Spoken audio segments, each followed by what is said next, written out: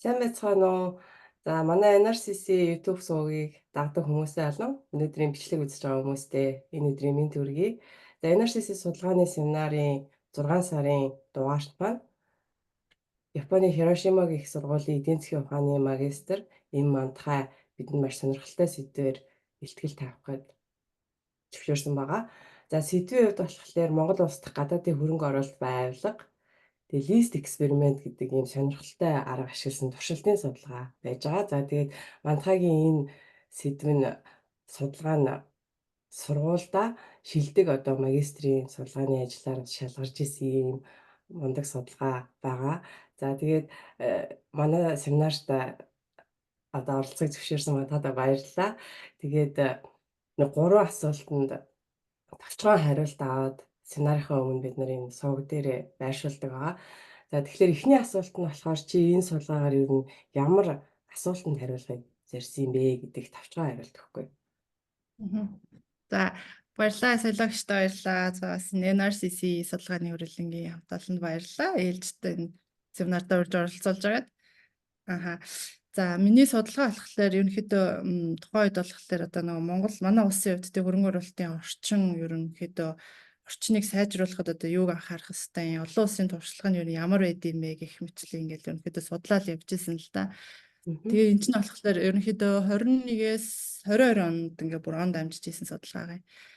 Тэгээ тухайн үеийн яг нөгөө статистик тоон мэдээллүүдийг үзэхлээр ерөнхийдөө гадаадын хөрөнгө оруулалт нэлээд буурсан үзүүлэлттэй. Дээрээс нь одоо шинээр одоо newly registered орж ирсэн компаниуд ч гэдэм үү. Тэр чинь бүр ингээд 21 онд гэхэд өмнөх оных нь одоо тоог нь харахад 20 онд штэ. 79 компани ч үлээ шинээр регистр болж орж ирсэн.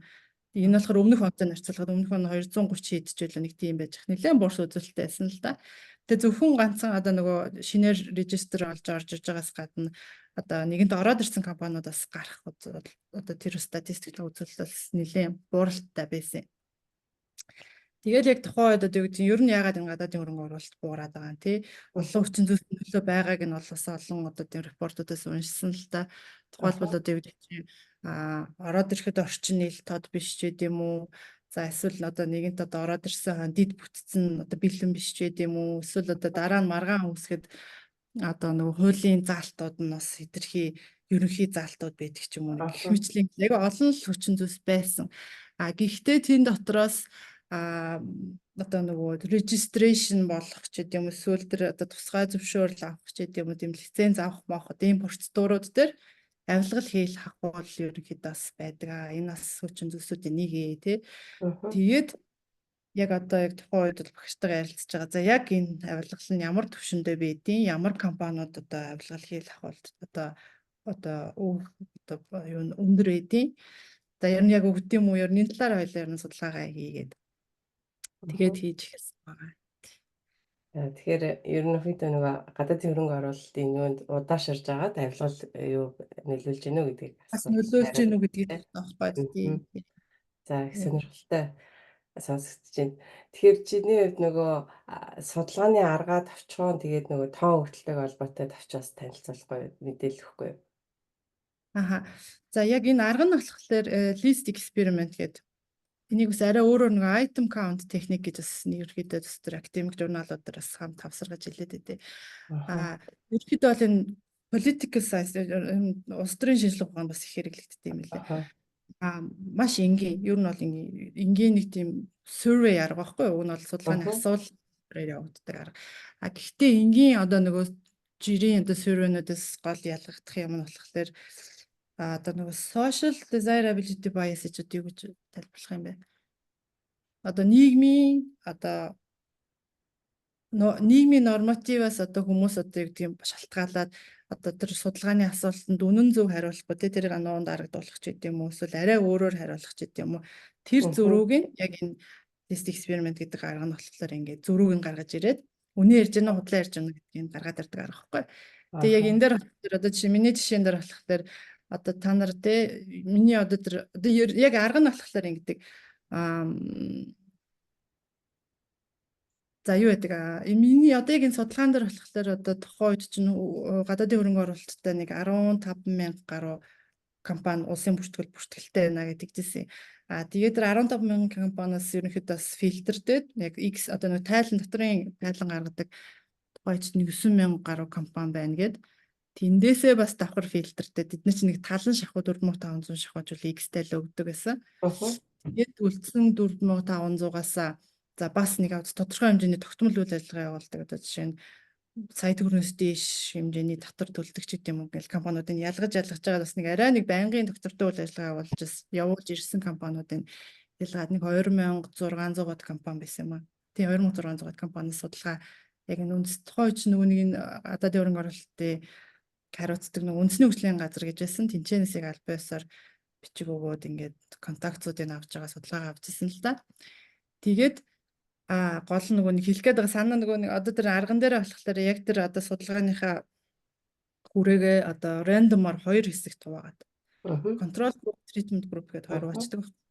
Тэгээд тэндээсээ ингээд нэг талаас нь зүгээр энгийн асуултууд асуун, нөгөө тал дээр энгийн асуулт яг тэрнтэйгээ адилхан энгийн асуулт дундаа нэг тэр sensitive нэг асуухыг хүсэж байгаа асуултаа нэмээд оруулцдаг. Тэгээд тэн дээр болохоор миний одоо яг энэ кейсэн дээр болохоор яг та одоо танай компани те registration олох ч гэдэм эсвэл тэр лиценз авах одоо иймэрхүү процедур дээрээ тэр процедурыг түргэсхийн тулд одоо төрийн албан тушаалсан ч гэдэм үү ямар нэгэн хүнд те чийдэр гарах төвшний хүнд те мөнгөн тодорхой хэмжээний мөнгөн одоо мөнгө эсвэл түүнтэй дүүцэх хэмжээний бэлгэсэлтийг эзэн нэгэн цагт одоо өгч ирсэн үү гэсэн асуулт байсан.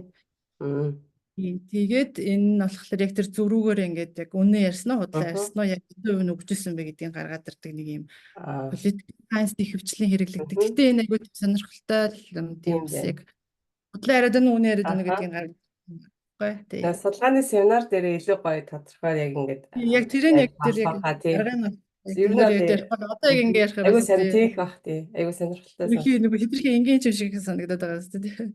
Тэгээд нөгөө илүү нөгөө тодорхойлох байх нэ дэлгэрэнгүй ярихаар тий.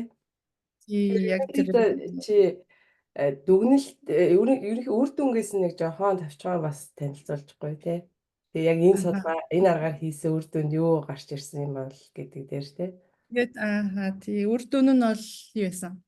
Тэгээ би чинь тэр 2,600 компаниас ч боо юм болж нэг 400 хэдэлээ 460 хэдэн компаниас тий яг судалгаа авч чадсан л та. Тэгээд энэ дээр бас нөгөө нэг бас хэлгээд нөгөө нэг зүгээр одоо судалгааны Google survey ч юм уу тиймэрхүү аппликейшн платформ хэрэглээгүү. Энэ Qualtrics нэг тийм одоо тэр тухайн үед болохоор энэ Waseda-гийн их сургуулийн профессор нэг Она гэдэг багш байсан. Тэр бүхэн бүр яг энэ list experiment-ээр айгүй мэрэгссэн тийм профессор багш байсан. Яг тэр үний яг тэр Qualtrics-гээ програм дээр бэлдэж өгсөн нэг тийм тэрэн дээр бүр яг судалгаа гэсэн. Тэр програм бас давуу талтай юм байлээ. Тэрийг бас одоо нөгөө яс юугаараа болол танилцуулнаа. Тэр түрүү хийж байгаа хүмүүст бол бас нэлээд дөхөө бүр амар гоё ингээ англиад сегментлээд өгчдөг юм платформ юм байлээ. Тэгээд үр дүн нь болохоор минийх дээр яг юу байсан? Significant үзүүлсэн. Яг тэгэхээр баг нэг 59.3% 400 хэдэн компаниас шүү дээ 59.3% тийм ээ бид нар ингээд тэл лиценз авах ч гэдэм үү эсвэл registration болох тэр процедурыг түргэсэхийн тулд тодорхой хэмжээний bribery corruption-ыг ингээд төлжсэн төлдгөө тий гээд ингээд гараад ирсэн. Тэгээ тэрийг яг ингээд фильтрдээд нөгөө нэг одоо бас нэмэлт ингээд нөгөө танахад хэд оноос явуулж байгаа компани байна тэр гэсэн бас нэмэлт асуултууд байсан л да. Тэрийг яг ингээд фильтрдээд үтсэн чинь их хвчлэн уулуурхан компаниуд тэгээд Chinese одоо хятадын хөрөнгө оруулалттай аж ахуй нэгжүүд ер нь бол ингээд 50%, 60% нэмээ бид нар ингээд төлжсэн гэсэн result гарсан байхгүй. Тий. Тэгэхээр их сонирхолтой арган ч их сонирхолтой сонсогдож байна. Тэр сайн ярьсан платформ ч гэсэн сонирхолтой маш олон сонирхолтой юмнууд сонсогдож байна. Тэгэхээр семинар дээр энэ тухай дэлгэрэнгүй бид нар сонсох боломжтой 6 сарын 26-нд 5 гарагт 18 цагт NRC судалгааны семинар болно. За тэгээд судалгаагаа танилцуулсан манайхад маш их баярлалаа. За баярлалаа гişээ. Би дараа 7 хоногт уулзъя тий. За. За.